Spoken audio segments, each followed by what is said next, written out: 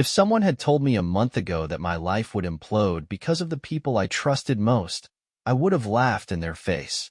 My parents, Charles and Marcia, were the golden couple, married for over 30 years, always finishing each other's sentences, the kind of pair you'd see in retirement brochures. And Lily, my wife of 6 years, was my anchor. She was everything I'd ever wanted, beautiful, kind, and the only person I thought could truly understand me. That illusion shattered on a quiet Wednesday evening. It started with something small. I just finished dinner with Lily when she mentioned that my dad had stopped by earlier to help with some yard work. I didn't think much of it at the time. Dad loved tinkering around our place, and it wasn't unusual for him to drop by unannounced. But something about the way Lily said it felt off. Her tone was casual, but her eyes didn't quite meet mine. "Everything okay?" I asked, watching her closely. "Yeah," she said quickly, a little too quickly. "He just came by to fix the fence. That's all." I nodded, letting it slide, but a small knot of unease settled in my chest. Over the next few days, that knot tightened. I started noticing little things. Lily spending more time on her phone. My dad suddenly finding excuses to drop by during the day when I wasn't home, and the way she'd shift uncomfortably whenever I mentioned his name. She'd laugh it off when I teased her. "What, do you and Dad have a secret club I don't know about?" I joke. But her smile didn't quite reach her eyes, and her answers were always vague. "You're imagining things," she'd say, brushing me off. But the unease wouldn't go away. I didn't want to believe it, so I clung to the idea that I was overthinking things. Lily was my wife. My dad was my dad. The two most important people in my life couldn't possibly betray me. But as the days passed, the signs became harder to ignore. It all came to a head one Saturday afternoon. I'd gone to the hardware store to pick up some supplies for a project, but halfway there, I realized I'd left my wallet at home. I cursed under my breath and turned around, annoyed at myself for being so forgetful.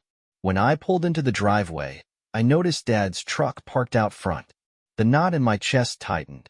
I stepped inside quietly, the sound of muffled laughter drifting from the living room. My heart pounded as I moved closer, staying just out of sight. I peeked around the corner, and what I saw made my blood run cold. There they were, my father and my wife, sitting on the couch, too close for comfort. Lily was laughing at something he'd said, her hand lightly resting on his arm. The kind of touch that wasn't accidental. The kind of touch that screamed intimacy.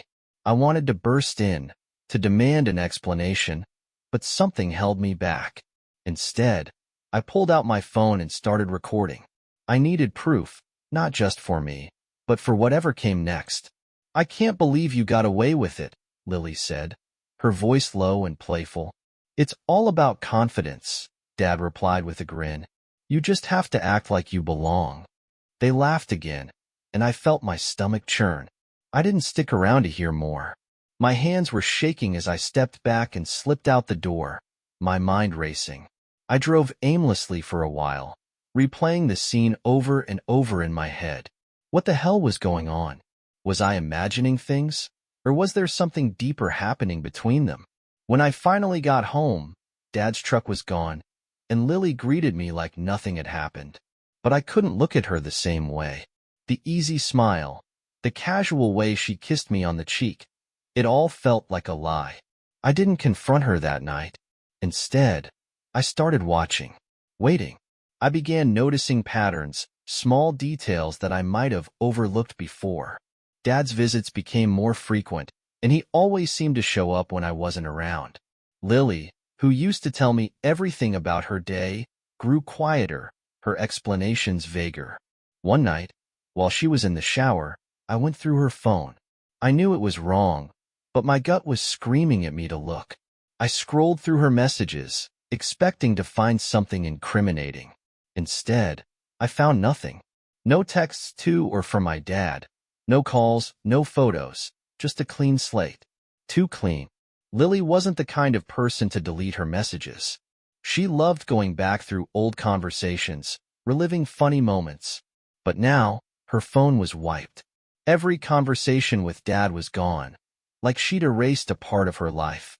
That night, I lay awake, staring at the ceiling while Lily slept beside me.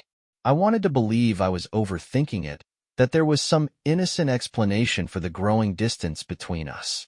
But deep down, I knew better. Things finally came to a head a week later. It was a Thursday afternoon, and I was working from home. Lily had gone out to run errands, and Dad had called to say he'd be stopping by to drop off some tools. I told him I was busy, but that he could leave them by the garage. An hour later, I heard the familiar rumble of his truck pulling into the driveway. I glanced out the window, expecting to see him unloading tools. Instead, I saw him walking toward the house, empty-handed. I stayed quiet, watching as he knocked on the door and waited. A moment later, Lily answered. She smiled when she saw him, the kind of smile she used to save for me. My chest tightened as I moved closer to the window, keeping out of sight. They talked for a moment, their voices too low for me to hear. Then she stepped aside, letting him in. I grabbed my phone and started recording again, my hands trembling as I zoomed in on the two of them. This time, I wasn't imagining things. The camera shook as I recorded their hushed conversation, her laughter, and his hand brushing hers. It was subtle, but I knew the truth when I saw it. And now, I had the evidence to prove it. After that Thursday, my world no longer felt real. Every smile Lily gave me, every joke my dad cracked, it was all a performance. I'd always prided myself on being observant, but now I felt like a fool. How long had this been going on? What kind of man lets his wife and his father betray him under his own roof? The proof I'd recorded wasn't enough for me. Not yet. The video showed them laughing, touching, and being far too close, but it wasn't definitive. I needed more. I needed the kind of evidence that would leave no room for denials or excuses. So, I started paying closer attention. I began leaving work early without telling anyone. At first, I told myself I was just trying to catch them in the act, but the truth was, I wanted to confirm what my gut already knew. The first time, I came home to an empty house. Nothing seemed out of place, but the faint scent of my dad's cologne lingered in the living room.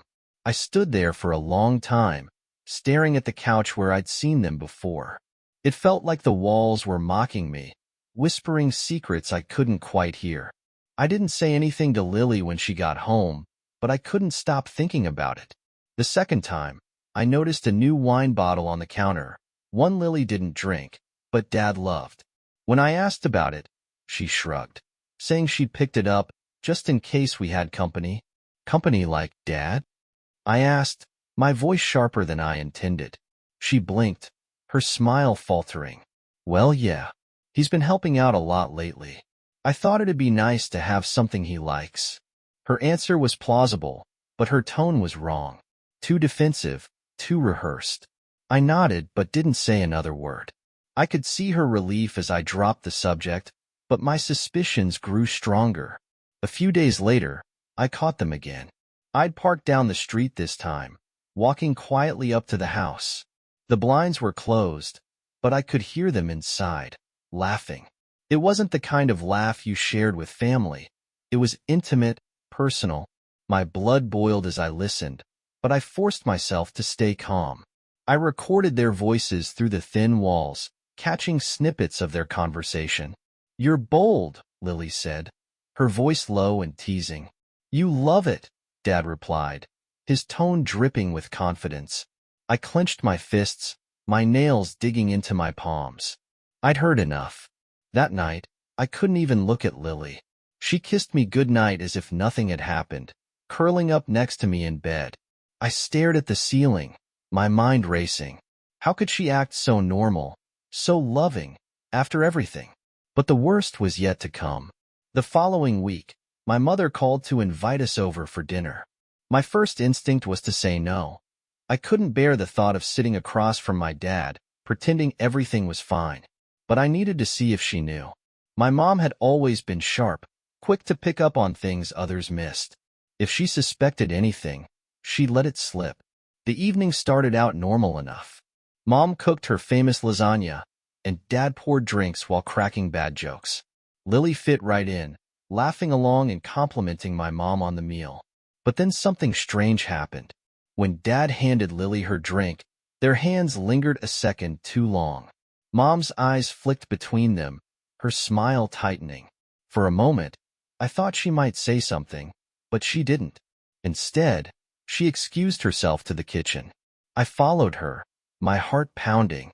"Mom," I said quietly, leaning against the counter, "is everything okay?"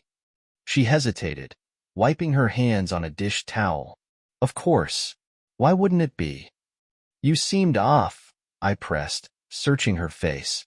She avoided my gaze, her lips pressing into a thin line. "It's nothing. Just a long day."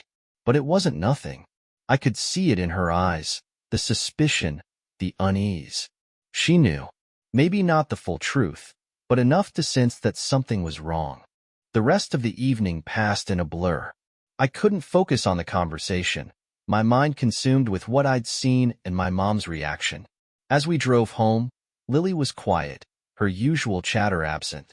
"What's on your mind?" I asked, glancing at her. "Nothing," she said quickly, too quickly. I didn't push, but her silence spoke volumes. The final confirmation came a few days later. I'd set up a hidden camera in the living room, desperate to catch them in the act. It felt wrong, invasive, but I needed the truth. I checked the footage late one night, my hands shaking as I fast-forwarded through hours of nothing. Then, at 2:34 p.m., they appeared. Lily let Dad in through the back door, her face lighting up as she hugged him. They didn't waste time. The recording showed them kissing, hungry, passionate, the kind of kiss that made my stomach turn. My dad whispered something in her ear, and she laughed, pulling him toward the couch. I couldn't watch anymore. I slammed the laptop shut, my chest heaving. The proof was undeniable now. My father and my wife were lovers, betraying me in ways I couldn't even begin to process. But what I didn't expect was what came next. As I sat there, numb and shaking, my phone buzzed.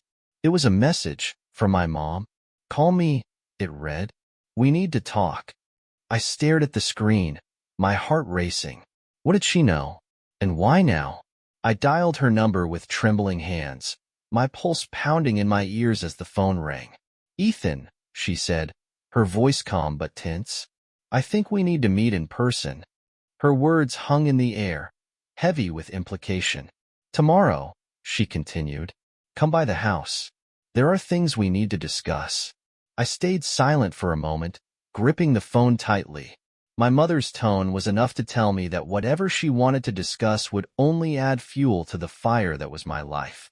The call ended, but her words lingered. The thought of what she might know made sleep impossible that night. I barely slept that night. Mom's voice kept playing in my head, calm yet heavy with something unspoken. I couldn't decide whether I felt dread or relief. For weeks, I had been swimming in a sea of lies, grasping at shadows. Maybe now, finally, I'd get the answers I'd been searching for. The next morning, I drove to my parents' house earlier than we'd agreed. I parked a block away and sat in the car, staring at the familiar white shutters and manicured lawn. This house had always felt like a sanctuary, a place of comfort and safety. But now it felt like a stage where secrets were playing out behind closed doors. I couldn't sit still anymore. I walked up the driveway, heart pounding, and rang the doorbell. Mom answered almost immediately, as if she'd been waiting just on the other side. "Ethan," she said softly, her eyes scanning my face. "Come in." The house smelled like fresh coffee and the faint lavender scent Mom always used. But it didn't feel welcoming. It felt tense, like the air itself was holding its breath. She led me to the kitchen, where 2 mugs sat waiting on the table. She poured coffee for both of us, her hands trembling slightly. I didn't touch mine. "What's going on, Mom?" She sat down across from me, her eyes darting to the window as if she were checking to see if someone was watching. "There's something you need to know," she began, her voice barely above a whisper. "I already know," I said, cutting her off. "About Dad and Lily." Her face froze, and the blood drained from her cheeks. You know?" I nodded. my jaw tightening. I've seen them. I've heard them. I've got proof. Her shoulders sagged, and for a moment, I thought she might cry. But instead, she did something I didn't expect. She laughed. Not a hearty laugh, but a bitter, hollow sound that sent chills down my spine. Of course, she murmured. Of course, Charles would be so reckless. What do you mean, of course? I demanded. Did you know? Were you covering for him? Her eyes snapped back to mine, sharp and cold. I didn't cover for him, Ethan, but I've known about your father's tendencies for a long time. Tendencies? The word felt like acid in my mouth. You're telling me this isn't the first time? She shook her head slowly, her expression unreadable. No, it's not. But this with Lily? It's worse than anything he's done before. Her words hit me like a punch to the gut. I couldn't believe what I was hearing. Why didn't you leave him? Why did you stay? She smiled faintly, a sad, resigned smile. Marriage isn't as simple as you think it is, Ethan. You compromise, you forgive, and sometimes you endure. Endure? My voice rose, incredulous. You're telling me you've been enduring Dad cheating on you for years? Her silence was answer enough. I stood abruptly, the chair scraping loudly against the tile. I can't believe this. I can't believe you knew about him, and you just let it happen. Sit down, she said firmly, her voice cutting through my anger. There's more you need to know. I hesitated, my fists clenched at my sides, before reluctantly sitting back down. Lily's not innocent in this, she said, her voice like ice. She's not just some victim of your father's charm. She pursued him. I stared at her, my stomach churning. What are you talking about? She wanted this, Mom continued, her words dripping with bitterness. I've seen the way she looks at him, the way she behaves when she's around him. This wasn't some one-sided affair, Ethan. She's just as guilty as he is. The room spun around me, my mother's words crashing over me like waves. Lily, the woman I loved, the woman I thought I knew, had pursued my father? It didn't seem possible. But deep down, a part of me knew it was true. Why are you telling me this now? I asked, my voice shaking. Because you deserve the truth, she said simply. And because I need you to know that you're not the only one who's been betrayed. Her words hung in the air, heavy and suffocating. For the first time in weeks, I felt a flicker of something other than anger or despair. I felt clarity. This wasn't just about me. It was about a web of lies that had ensnared my entire family. What do I do now? I asked, my voice barely audible. Mom reached across the table and took my hand, her grip surprisingly firm. You fight back. You take control of your life again. Don't let them destroy you, Ethan. When I left the house that day, my mind was racing. My mother's revelation had turned my world upside down. Lily wasn't just a participant in this betrayal. She was an instigator. And my father? He was everything I never wanted to become. But my mother was right. I couldn't let them destroy me. I had to take control. I had to act. That night, I confronted Lily. She was sitting on the couch, scrolling through her phone, when I walked in. She looked up and smiled, but the smile faded when she saw the expression on my face. Ethan? What's wrong? I didn't answer. Instead, I pulled out my phone and played the video I'd taken. The one of her and my dad, laughing and touching in a way no father-in-law and daughter-in-law ever should. Her face went pale. Ethan, I can explain. Don't, I snapped, cutting her off. Don't even try.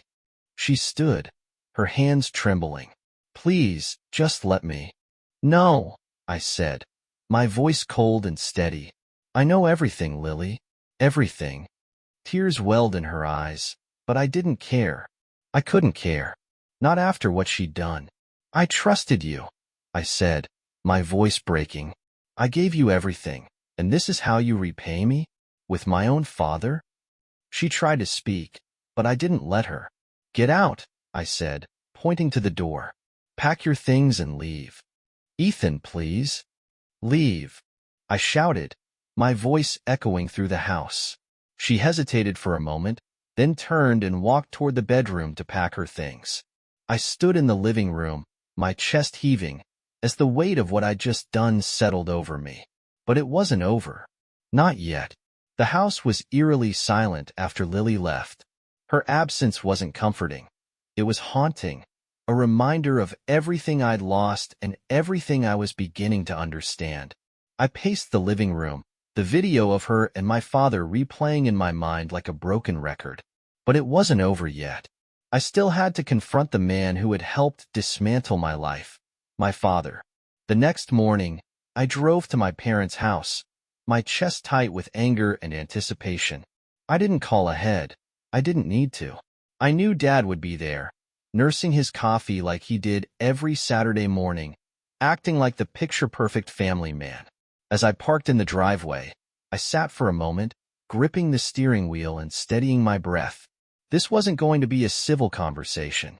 When I walked through the front door, my dad was sitting at the kitchen table, flipping through the sports section of the newspaper. He looked up, surprised but smiling. "Ethan, didn't expect to see you this early. Coffee's fresh if you want some." I didn't answer. Instead, I pulled my phone out of my pocket and dropped it on the table, the video already queued up. The smile on his face faded as soon as he pressed play. His eyes darted between the screen and me, his expression shifting from confusion to guilt. "Where did you get this?" he asked, his voice low. "Does it matter?" I replied, my tone icy. "I know everything." "Ethan, let me." "Save it," I snapped, cutting him off. "I don't want to hear your excuses. I just want to know one thing. Why? Why would you do this to me?" He sighed, running a hand through his graying hair. "It's not that simple." "It is that simple," I shouted, my voice echoing through the kitchen. "You're my father. You're supposed to protect me, not sleep with my wife." He flinched at my words, but I didn't care. He deserved to feel the weight of what he'd done. "Do you have any idea what this has done to me? To Mom?" My voice cracked, but I didn't let it stop me. "You've destroyed everything, Dad. Everything." For a moment, he looked genuinely remorseful, but then his expression hardened. "You think this is all my fault?" he asked, his voice rising. "Lily isn't innocent in this, Ethan. She came to me." I stared at him, my stomach twisting. "What are you talking about?" "She wanted this," he said bluntly. "She made the first move. I'm not saying what I did was right, but don't act like I'm the only one to blame here." His words felt like a slap in the face. I wanted to yell, to scream, but I couldn't. All I could do was stand there, my mind racing as I tried to process what he was saying.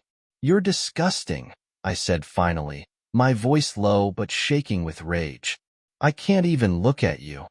"Ethan." "No," I interrupted.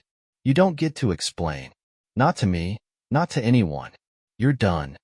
I turned and walked out of the house, slamming the door behind me. I didn't know where I was going, but I couldn't stay there. I couldn't be near him. I spent the rest of the day driving aimlessly, the events of the morning replaying in my mind. I thought about my father's words, about what my mother had said the day before. The betrayal wasn't just about Lily and my dad. It was about the lies that had been woven into the fabric of my family for years. By the time the sun began to set, I found myself back at the trailer. The place felt emptier than ever, but it was still mine. My sanctuary. I walked inside, determined to take the next step in reclaiming my life. I spent the evening packing up the last of Lily's things.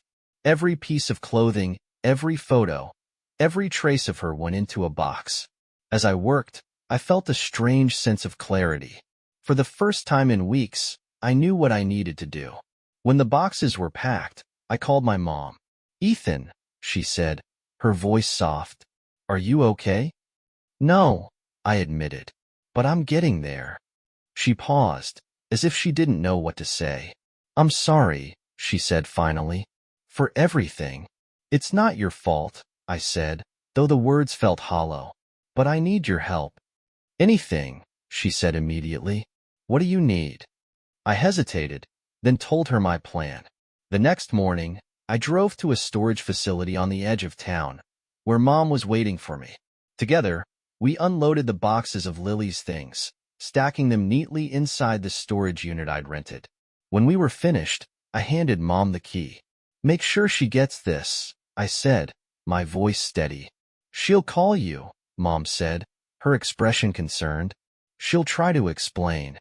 "She can try," I said, "but I'm done listening." Mom nodded, her eyes glistening with unshed tears. "You're stronger than I was," she said quietly. "I should have done this years ago." Her words stayed with me as I drove back to the trailer. I wasn't just cutting Lily out of my life. I was taking back control. I was reclaiming the person I used to be before the lies, before the betrayal. When I got back home, I realized that packing away Lily's things wasn't enough. I needed a fresh start, not just a symbolic one. I began moving the furniture around, rearranging the living room, changing the sheets on the bed. I even took down the photos of us, replacing them with empty frames. It felt strange, but also liberating. I walked through the house, taking in the silence. It wasn't oppressive anymore. It was the kind of silence that came with closure, with finality. There were no more lies to uncover here, no more betrayal hiding behind the corners. As the evening wore on, I sat on the couch with a cold beer in hand, staring at the blank walls. The house was quiet, but it wasn't suffocating. It was the kind of silence that comes after a storm. A silence filled with possibilities, with the promise of something new. But the storm wasn't completely over. I still had unfinished business, and I wasn't going to let either Lily or my father off the hook so easily. As I sipped my beer, I thought about what my next move would be. I wasn't done fighting. Not yet. The storm had cleared in my house, but the storm in my mind still raged. The silence was liberating but temporary.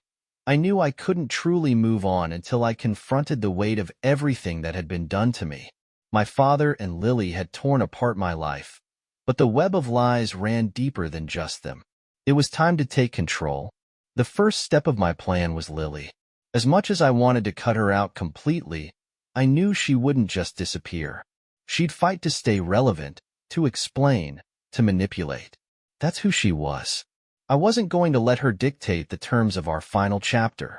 I texted her the address to the storage unit, attaching a short, simple note. "Your things are here. Pick them up by Friday, or they'll be donated." Her response came almost instantly. "Ethan, please, can we talk? I need to explain." I didn't reply. There was nothing she could say that would change anything. On Friday morning, I drove past the storage unit to make sure she'd come. Sure enough, her car was parked outside, and I could see her loading boxes into the trunk. She moved slowly, her head hanging low as if the weight of what she'd done had finally caught up to her. Good, I thought. Let her feel it. But this wasn't enough. Her betrayal wasn't something she could walk away from with a few boxes of clothes and a guilty conscience. I wanted her to understand the full impact of what she'd done. That afternoon, I sent her one last message. "I know about the money, Lily. Every last cent." It was a bluff, but a calculated one. Over the years, I'd noticed little discrepancies in our finances, small withdrawals, unexplained expenses. I hadn't cared much at the time. I trusted her. But now, I was certain she'd been taking advantage of me long before this affair started. Her reply came within minutes. "I didn't mean to. Please, Ethan. I'll pay it back. Just let me explain." A grim satisfaction settled over me. She'd taken the bait. I didn't reply again. The next phase of my plan involved my father. Unlike Lily, he couldn't be guilt or shamed into remorse. He wore his arrogance like armor, and I knew I'd have to hit him where it hurt. I spent the next few days gathering information, digging through old emails, phone records, anything that could give me leverage. It wasn't long before I found what I needed. Evidence of other affairs, dating back years. Names, dates, even photos. Armed with this information, I paid a visit to my father's office. He looked up from his desk when I walked in, his face twisting into a mix of surprise and annoyance. "What are you doing here?" I didn't bother with pleasantries. I dropped a thick envelope onto his desk and crossed my arms. Open it. He hesitated, his eyes narrowing, but he eventually complied. As he sifted through the contents, his expression darkened. Where did you get this? He demanded, his voice low and dangerous. Doesn't matter, I said. What matters is that Mom deserves to know. His jaw clenched, and for a moment, I thought he might try to threaten me. But then he sighed, slumping back in his chair. Ethan, let's be reasonable about this. Reasonable? I interrupted, my voice rising. You slept with my wife, Dad. You think there's any reason left in this situation? He didn't answer. I'm giving you one chance, I continued, leaning forward. You're going to tell Mom everything. Not just about Lily, but about all of it. If you don't, I will. His eyes flicked to the envelope, then back to me. And if I do? Then I won't show her these, I said, tapping the envelope. But make no mistake, she'll know about Lily, one way or another. For the first time, he looked genuinely afraid. It was a small victory, but it was enough. That evening, I sat at home, waiting for the fallout. I didn't have to wait long. Around 8 p.m., my mom called. Ethan, she said, her voice trembling. Your father told me everything. There was a long pause before she added, I don't even know what to say. I'm sorry, Mom, I said softly. I didn't want to be the one to tell you, but you deserve to know the truth. She sniffled, her composure cracking. Thank you for not letting him get away with it. We talked for a while longer, and by the time we hung up, I felt a sense of closure. My father's lies were finally out in the open, and my mother could decide for herself what came next. The final step in my plan was personal. Revenge was satisfying, but it wasn't enough. I needed to rebuild, to start over. I started by changing my phone number. It was a small step, but it cut off any chance of Lily or my father trying to reach me. Then, I began decluttering my life, getting rid of anything that reminded me of them. I threw out the photos, replaced the bedding, and even rearranged the furniture. It was a slow process, but with every step, I felt a little lighter. As the weeks passed, I started to feel the anger subsiding. It was still there, but it wasn't consuming me anymore. I channeled it into something productive, throwing myself into work, hitting the gym, reconnecting with old friends. One night, as I sat on the porch with a cold beer, watching the sun dip below the horizon, I realized I was finally free. Free from the lies, the betrayal, and the weight of trying to fix something that had been broken beyond repair. For the first time in a long time, I felt hope. The silence in my life was no longer haunting. It was a promise of freedom, of starting fresh, and of leaving the betrayal behind. But I knew I couldn't fully move forward until I delivered the final blow to those who had wronged me. Lily, my father, and even the tangled mess that had become my family's history. They all needed to face the consequences. Lily's final message to me came a week after she picked up her things from the storage unit. Her desperation was palpable, even through a text. Ethan, I know I messed up. Please, I just need to see you one last time. I'll explain everything. Against my better judgment, I agreed to meet her. Not because I wanted an explanation, but because I needed closure. We met at a small cafe on the edge of town. She arrived first, sitting at a corner table with her hands folded tightly in her lap. She looked different, tired, worn down, a shadow of the confident, manipulative woman I'd once known. Ethan, she said when I sat down, her voice trembling, thank you for coming. I didn't reply. I just stared at her, waiting for whatever excuse or justification she concocted. I don't even know where to start, she admitted, her eyes filling with tears. Try the truth, I said coldly. She took a deep breath, her fingers twisting a napkin into knots. It wasn't supposed to happen, she began. Your dad, he was just so attentive. He made me feel wanted in a way I hadn't felt in years. Her words made my stomach churn. So what? I didn't make you feel wanted enough? It wasn't about you, she said quickly, her voice breaking. I was insecure, and he took advantage of that. Don't, I interrupted, my voice sharp. Don't try to pin this on him. You knew what you were doing, Lily.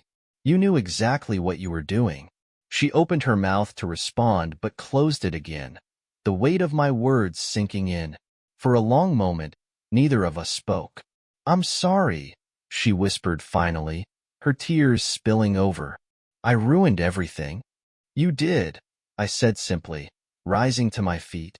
And now you get to live with it. I left her there, her apologies trailing behind me as I walked out of the cafe. I didn't look back. My father wasn't so lucky. I had given him the chance to tell my mother everything, and he had. But that wasn't the end of his reckoning. His indiscretions didn't just hurt me. They hurt my mother, too. And she wasn't about to let him off the hook. A week after our confrontation, she called to tell me she'd filed for divorce.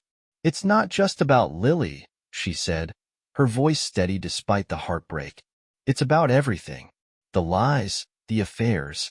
I can't do it anymore, Ethan. I deserve better. You do, I said firmly. And I'm proud of you. For the first time in years, my mother was standing up for herself. She was cutting ties with the man who had caused her so much pain, and in doing so, she was reclaiming her own life. The final piece of my plan was for me. I couldn't let the betrayal define me. It had already consumed too much of my time, my energy, and my sense of self. I started by changing my phone number. It was a small step, but it cut off any chance of Lily or my father trying to reach me. Then, I began decluttering my life, getting rid of anything that reminded me of them. I threw out the photos, replaced the bedding, and even rearranged the furniture. It was a slow process, but with every step, I felt a little lighter. One day, while cleaning out a drawer, I found an old notebook I'd used to jot down ideas for short stories. Writing had always been a passion of mine, but I'd given it up after marrying Lily. I flipped through the pages, feeling a strange sense of nostalgia. That evening, I sat down at my desk and started writing again. The words came slowly at first, but as the hours passed, the floodgates opened. I wrote about betrayal, about healing, about finding strength in the aftermath of heartbreak. It wasn't just cathartic, it was empowering. As the weeks turned into months, I began to feel like myself again. The anger and bitterness that had once consumed me were fading, replaced by a quiet determination. I threw myself into my work, earning a promotion that had felt out of reach before. I reconnected with old friends, the ones Lily had pushed away over the years. I even started running again, pounding out the miles on trails that wound through the woods near my home. Each step felt like a victory, a reminder that I was moving forward. One afternoon, as I jogged past a familiar clearing, I spotted a family having a picnic, a couple with their young daughter. The scene made me pause, a bittersweet ache settling in my chest. I had once dreamed of a future like that, with Lily by my side. But now I knew that dream had been a mirage, built on lies and illusions. And that was okay, because for the first time in years, I was building something real. One night, as I sat on the porch with a beer in hand, watching the stars, I realized how far I'd come. The anger and bitterness that had once consumed me were gone, replaced by something lighter. It wasn't happiness, not yet, but it was peace. I thought about everything I'd lost, but also everything I'd gained. The lies had been painful, but they'd also set me free. They'd forced me to confront the truth about my life, about my family, and about myself. And in doing so, they'd given me the chance to rebuild. As the cool night breeze washed over me, I felt a small smile tug at my lips. For the first time in a long time, I wasn't looking back. I was looking forward.